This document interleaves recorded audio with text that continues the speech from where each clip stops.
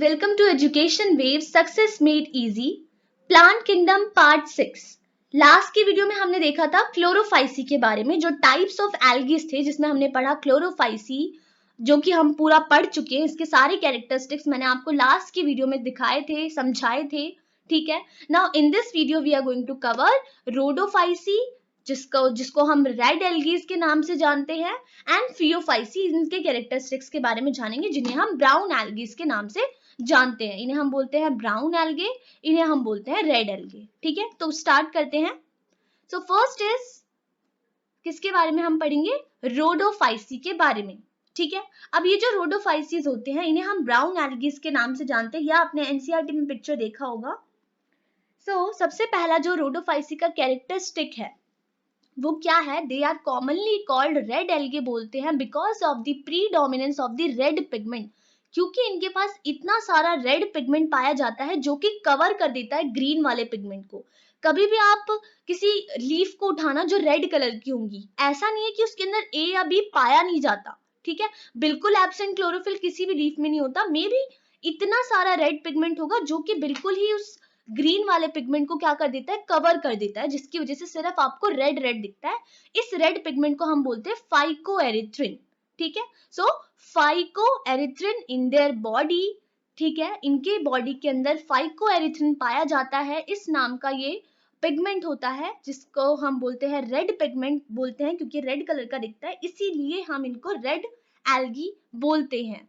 ठीक है, now they usually possess chlorophyll A, chlorophyll B, मतलब कि इसके जो रोडोफाइसी हैं, chlorophyll A, chlorophyll B and phycoerythrin, लेकिन ज्यादा अमाउंट में। ठीक है, सबसे ज्यादा अमाउंट में होता है ये, इसीलिए उसको हम बोलते हैं रेड एल्गी। जैसे कि मैंने अभी आपको बताया, ए बी जरूरी नहीं कि सारे एब्सेंट होंगे, बट सबसे ज्यादा अमाउंट में फाइकोएरिथ्रिन पाया जाता है। फूड मटेरियल जो होता है इनका स्टोर किस फॉर्म में होता है? फ्लोरिडियन स्टार्च की फॉर्म में। फ्लोरिडियन स्टार्च, क्लोरोफाइसी में हमने अगर इससे कंपेयर करें तो उसकी वहां पे सिर्फ था स्टार्च की फॉर्म में, या फिर कुछ कुछ थे ऐसे एल्गीज जो ऑयल ड्रॉपलेट्स की फॉर्म में अपना जो फूड था वो स्टोर करते थे। ठीक है, और उनके पास एक्स्ट्रा स्पेस भी था उनके क्लोरोप्लास्ट के अंदर, पैरानॉइड्स के नाम से। लेकिन यहाँ पे ऐसा कुछ नहीं है, ये अपना फूड स्टोर करते हैं फ्लोरिडियन स्टार्च के फॉर्म में। And majority of the red algae are marine. वहां पे क्या था? वो फ्रेश वाटर में थे, लेकिन कुछ जो थे वो मरीन थे। लेकिन यहाँ पर क्या है? सबसे ज्यादा जो मेजोरिटी है रेड एल्गीज की, वो देखी जाती है मरीन, मतलब कि सॉल्टी वाटर या फिर ऐसी जगहों पे देखी जाती है, with greater concentrations found in the warmer areas. बहुत ज्यादा वार्म एरिया होगा, वहां पे इनकी ज्यादा कंसेंट्रेशन पाई जाती है। तो सबसे पहले अभी तक हमने क्या पढ़ा कि रेड एल्गी क्यों कहते हैं इसको? बिकॉज मेजोरिटी में इनके अंदर फाइकोएरिथ्रिन पाया जाता है। क्लोरोफिल ए, क्लोरोफिल बी, और उसके अलावा फाइकोएरिथ्रिन भी पाया जाता है, जो कि ऐसा नहीं था इन केस ऑफ क्लोरोफाइसी। वहां पे सिर्फ ए और बी था। फूड वहां पे स्टार्च की फॉर्म में था, लेकिन यहाँ पे फ्लोरिडियन स्टार्च की फॉर्म में है।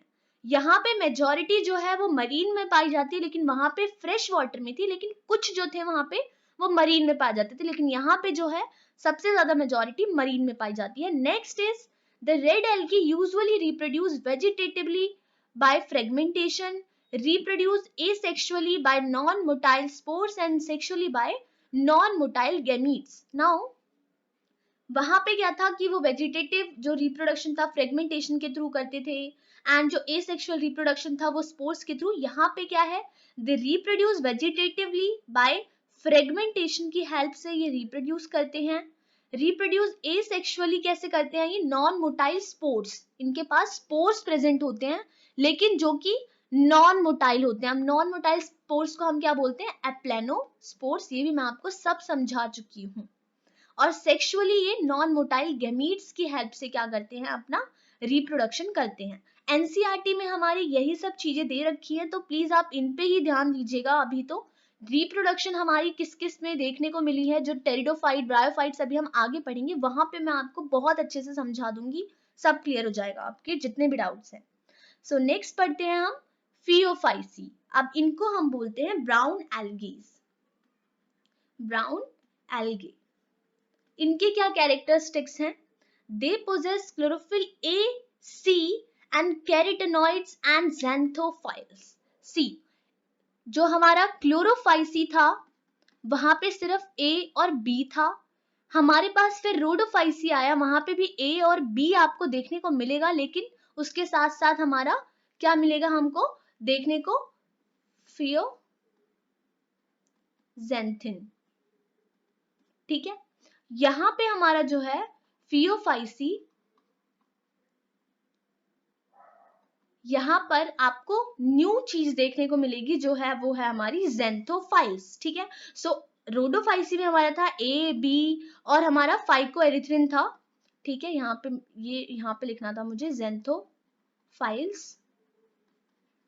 सो दे पोजेस A, B नहीं होता इनके पास, C और कैरेटेनॉइड्स होते हैं इनके पास, कह सकते हो आप बीटा कैरेटेनॉइड्स, या फिर और इनके पास होता है ज़ेंथोफिल। इस ज़ेंथोफिल की वजह से इनके पास आता है ये ब्राउन कलर या फिर गोल्डन कलर आप कह सकते हो। जितना ज्यादा इनके पास ज़ेंथोफिल पिगमेंट होगा उतना ही ज्यादा इनके पास कलर का जो ब्राउन का जो शेड है वो उतना ही वेरी करेगा। फॉर एग्जाम्पल यहाँ पे बता रखा है they vary in colour olive green से लेके इनके पास बहुत सारे शेड्स होंगे ब्राउन पर। वो डिपेंड करता है कि इनके पास कितना ज्यादा ज़ेंथोफिल का पिगमेंट का अमाउंट है। ज्यादा ज़ेंथोफिल है तो वो ज्यादा डार्क ब्राउन हो जाएगा, लाइट है तो वो ज्यादा ब्राउन ना होके वो सिर्फ थोड़ा ही उसका शेड जो होगा ब्राउन का वो कम हो जाएगा। ठीक है, सो फ्यूकोजेंथिन प्रेजेंट इन देम, ये जो ज़ेंथोफिल पिगमेंट है उनमें से फ्यूकोजेंथिन नाम का ही पिगमेंट प्रेजेंट होता है। ठीक है, now food is stored as laminarin and mannitol. वहां पे क्या था, क्लोरोफाइसी में था हमारे पास, सिंपल था स्टार्च की फॉर्म में। फिर फ्लोरिडियन स्टार्च किस में आया, हमारा रोडोफाइसी में। नाउ फियोफाइसी में क्या आ रहा है हमारे पास कि लेमिनेरिन एंड मैनिटोल के फॉर्म में फूड जो होता है स्टोर होता है। वेजिटेटिव सेल के हैव अ सेलुलोजिक वॉल होती है, वेजिटेटिव जो सेल्स होते हैं usually covered by outside by a gelatinous coating of algin. तो इनके पास एक कोटिंग होती है एलाइन नाम की, जिनकी वजह से ये जेल की शेप में, बाहर की जो कोटिंग होगी वो जेलेटिनस होती है, मतलब जेल की एक कोटिंग होती है। ठीक है, और vegetative cells have a cellulosic wall होती है, होगी सेलुलोजिक वॉल, लेकिन उसके बाहर भी एक जेल की कोटिंग होगी। Now vegetative cells have and vegetative reproduction जो होता है वो फ्रेगमेंटेशन की वजह से होता है। ठीक है, एसेक्सुअल रिप्रोडक्शन के पास इनके जब भी एसेक्सुअल रिप्रोडक्शन होती है तो इनके पास बायफ्लैजिलेटेड ज़ूस्पोर होंगे, मतलब जो स्पोर्स होंगे उनके पास दो फ्लैजिलाज होंगे एंड पियर शेप्ड होते हैं, दैट आर पियर शेप्ड। तो पियर शेप्ड होंगे और इनके पास फ्लैजिलाज प्रेजेंट होंगे जब एसेक्सुअली रिप्रोड्यूस करेंगे।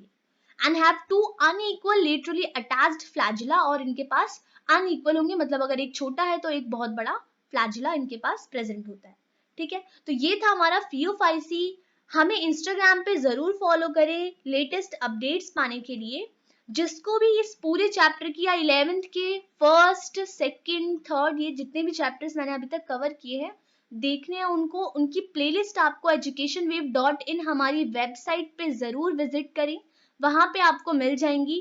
नोट्स भी हम प्रिपेयर कर रहे हैं, वहां पे आपको जरूर मिलेंगे। एंड इंस्टाग्राम पे education wave and education wave official Facebook पे जरूर फॉलो करें। प्लीज जिसने भी अभी तक सब्सक्राइब नहीं किया, please please please subscribe us, like and comment also. Thank you so much.